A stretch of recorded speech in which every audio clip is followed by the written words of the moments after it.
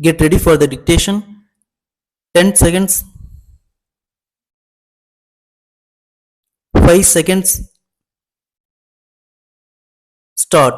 மாநாட்டின் தலைவர் அவர்களே, தமிழ்நாட்டிலுள்ள உயர்நிலைப்பள்ளி ஆசிரியர்கள் மாநாட்டில் என்னை சிறப்புரை ஆற்றுவதற்காக அழைத்திருக்கிறீர்கள்.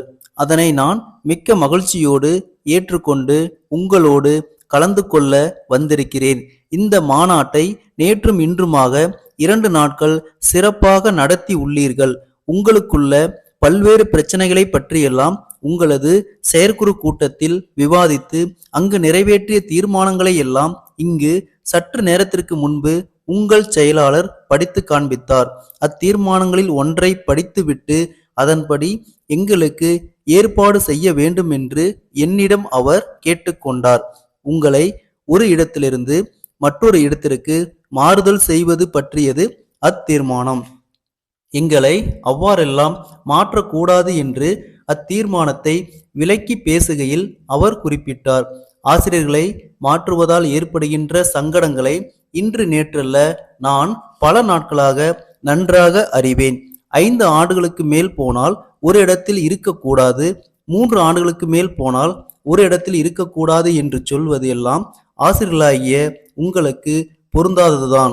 ஒரு ஆசிரியர் நல்ல முறையிலே சொல்லிக் கொடுப்பாரேயானால் அவர் தொடர்ந்து அந்த ஊரிலேயே இருப்பது நல்லது. நல்ல முறையிலே நடக்கின்ற பள்ளிக்கூடங்களில் ஆசிரியர்களை அடிக்கடி மாற்றிக்கொண்டே இருப்போமேயானால் அவற்றின் நிலை மாறிவிடக்கூடும். ஆகவே நிர்வாகத்திற்கு அவ்வாறு செய்துதான் தீர வேண்டும் என்ற நிலைமை வந்தால்தான் இந்த மாற்றங்களை செய்ய வேண்டும் என கூறலாம் என்று கருதி கொண்டிருக்கிறேன். ஆசிரியர்களுடைய அந்தஸ்தை உயர்த்துவதன் மூலம் தான் கல்வித்தரம் உயரும் என்பதை ஏற்றுக்கொள்ளக்கூடிய நிலைமையிலே நாம் இருக்கிறோம்.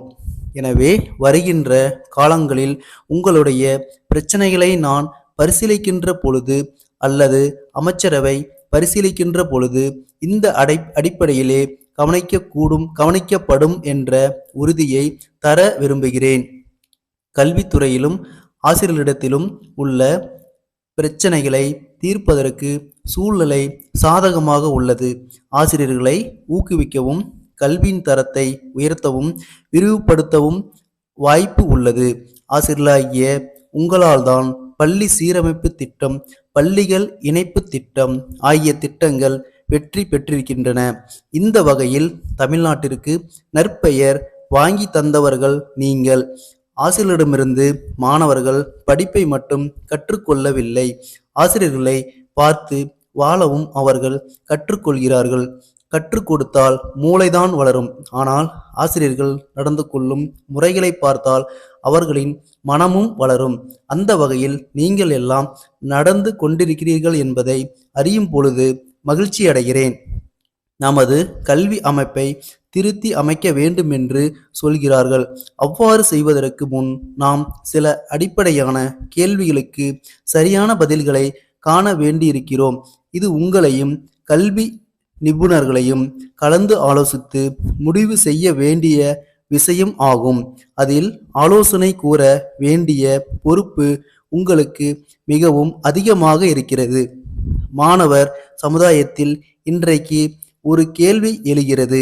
இந்த கல்வி முறையால் எனக்கு முழுமையான பயனுள்ள வாழ்க்கை வாழ்வதற்கு தேவையான அறிவும் திறமையும் கிடைக்குமா என்று மாணவர்கள் கேட்கிறார்கள்.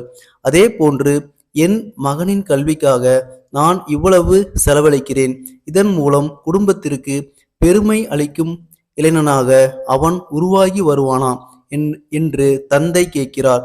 அதே சமயத்தில் சமூகம் நாம் கல்வியில் செலவிடும் பணத்திற்கேற்றவாறு மாணவர்கள் நன்னடத்தை உள்ளவர்களாகவும் கடினமாக உழைக்கக்கூடியவர்களாகவும் உருவெடுப்பார்களா என்று கேட்கிறது. இந்த கேள்விகளுக்கெல்லாம் விடை தரும் பெரும் பொறுப்பில் நீங்கள் இருக்கின்றீர்கள் என்பதை நான் அறிவேன் என்று கூறி என்னுடைய உரையை முடித்துக் கொள்கிறேன். ஸ்டாப்.